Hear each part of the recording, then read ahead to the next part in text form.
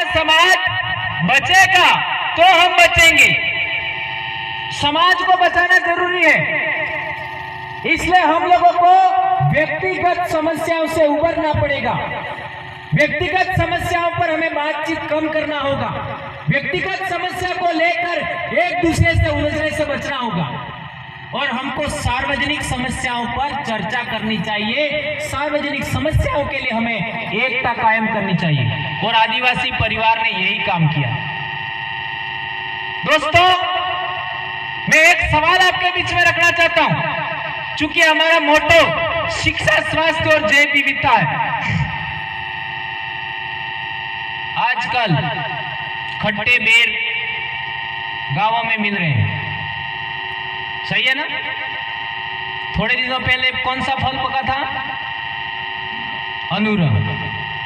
अभी खट्टे बेर, थोड़े दिनों बाद इमली, फिर टीबरगम, फिर केरी, आमली, कई गोरख आमली और फिर खजूर। क्या आपने ये चरणबद्ध अपने बच्चों को एक साल में खिलाए?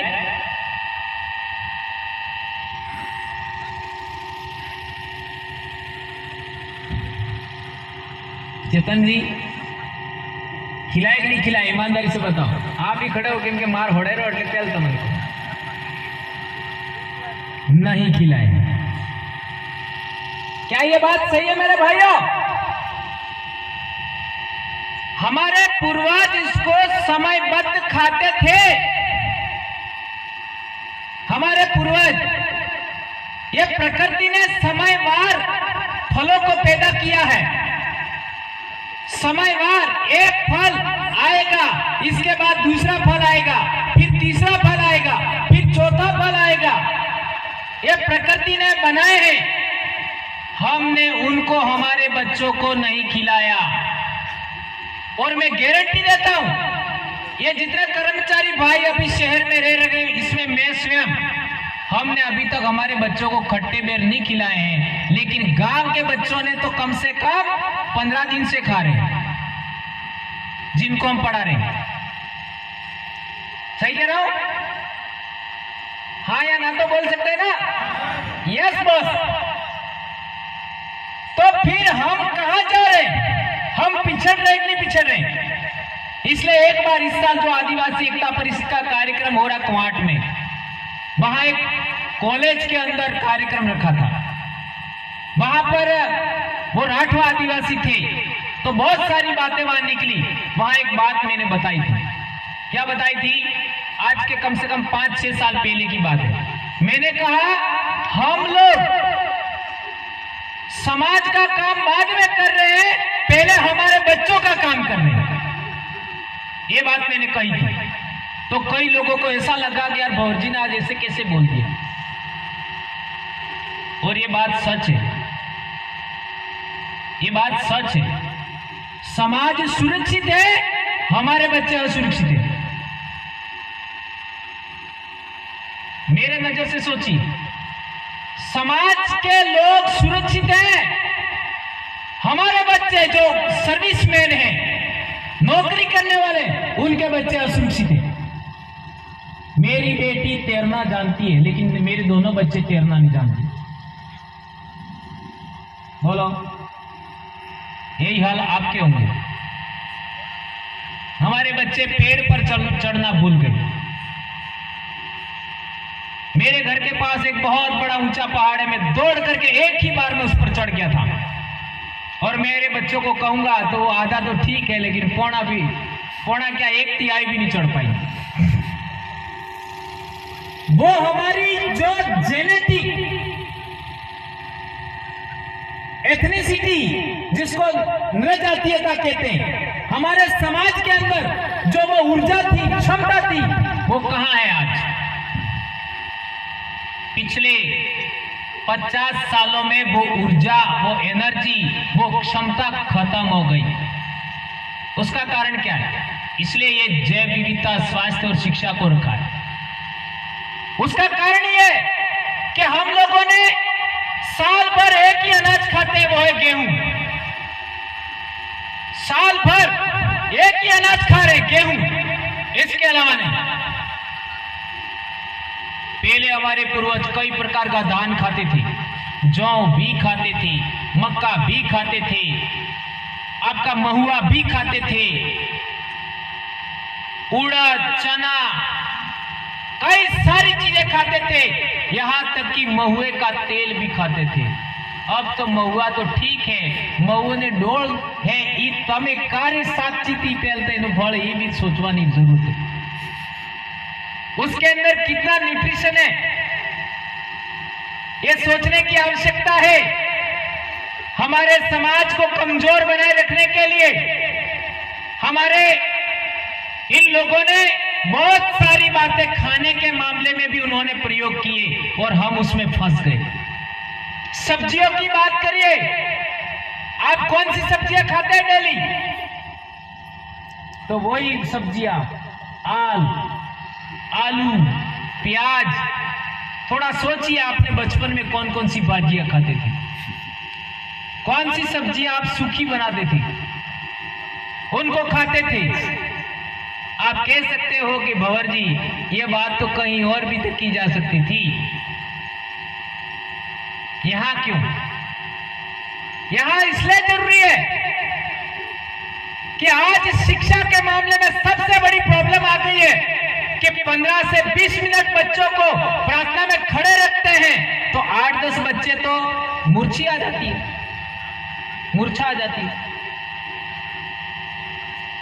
क्या मैं सही कह रहा हूं?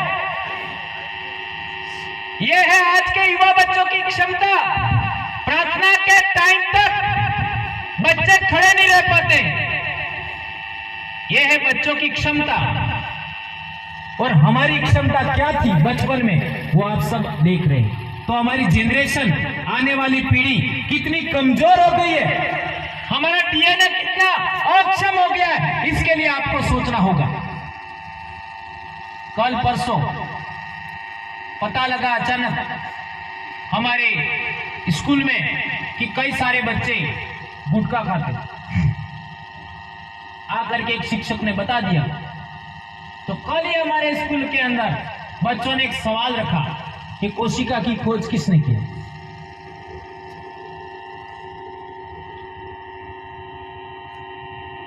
इसी को समझाते हुए मैंने सीधे गुटके तक लेके गया, कोशिका से उदाहरण देते देते वहां तक लेके गया। और बच्चों को मैं पूरा उदाहरण दूंगा, आप गजब का विचार कर जाएंगे, पर इतना टाइम नहीं है मेरे पास। मैंने बच्चों को अच्छे तरीके से समझाया और इसके बाद शपथ दिलाई। बच्चों ने 2-2 हाथ करके शपथ लिया कि आज के बाद हम खाएंगे नहीं, और माँ बाप भी बुलाएंगे, हम मंगवाएंगे, हम लाएंगे नहीं। लेकिन मुझे मालूम है अंडर 30 वालों पर विश्वास जल्दी नहीं किया जा सकता, वो तो 30 क्या 15-16 के हैं, मैं जानता हूं। लेकिन वो 15-16 वालों को बार बार याद दिला जाए तो उन पर असर पड़ेगा और वो नहीं खाएंगे, क्योंकि हम भी उस चरण से गुजरे हैं, हमको मालूम है। इनमें से 5 बच्चों पर भी परिवर्तन हो गया तो बहुत कुछ चेंज हो सकता है। तो हम लोगों को मेरा कहना है कि एजुकेशन पर तो बोलना ही है। हमें क्लास में कम से कम, मैं ऐसा कहना चाहूंगा कि आप सप्ताह में एक सामूहिक क्लास लीजिए, सभी क्लासों की 1 घंटा या आधा घंटा, और बच्चों को सार्वजनिक सवाल पूछिए। जैसे मैं मेरे स्कूल में एक सवाल पूछता हूं, जैव मंडल का पाठ है, तो मैं बच्चों को सवाल पूछता हूं, वो थोड़ा सा आपको भी शेयर करना चाहूंगा। मैं बच्चों को पूछता हूं कि बेटा हम लोग कौन सी गैस लेते हैं? तो बच्चे बोल देते हैं ऑक्सीजन, क्योंकि जानते हैं। कौन सी गैस निकालते हैं? तो वो कहते हैं कार्बन डाइऑक्साइड। इतना बच्चे जानते हैं। फिर दूसरा सवाल पूछते हैं कि पेड़ पौधे कौन सी गैस लेते हैं? तो वो क्या बताएंगे? Carbon dioxide. क्या बताएंगे? Carbon dioxide. कौन सी निकालते हैं? ऑक्सीजन। ऑक्सीजन। लेकिन मैं यहां उनको रोक देता हूं, ये बात अधूरी सच है, ये बात अधूरी सच है और हम सब जानते ही हैं। पेड़ पौधे श्वसन में कौन सी गैस निकालते हैं? श्वसन में कार्बन डाइऑक्साइड और प्रकाश संश्लेषण में ऑक्सीजन। ये पूरा क्लियर करता हूं, अपन सब शिक्षक है, जानते हैं, इसलिए ज्यादा क्लियर करने की जरूरत नहीं।